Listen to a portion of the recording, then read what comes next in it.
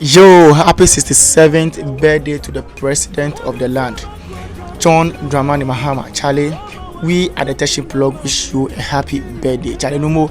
You are no more than Abba Oyi Ehabo. And your labon sign to fair Ayaji in short say.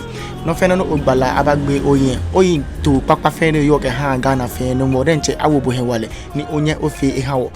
My family a wish bo bad. You are no more than Ajia me Obeno. Ni no fe no to ni ofe ohama ni eya no you are no more than e wo bo hewale ni okefi e fon ni o many here o say allo many boss say fe nta woni eba ogbeno you are no more ejebu ka jemi we we touch plug no wish of no success ko like obanya ofe ni o boy modern omu you are no more e wo ewale touch plug ni mo ajobu on chok bene no ka tashi okay oyin e ba ko tashi mele ho ni development ni afio ye maami eko asawoi ene obiogu ye tashi plug no we are don ngo ajobu wala ke onuga ni ke ona wo video na no wo yo oba no shishi bye.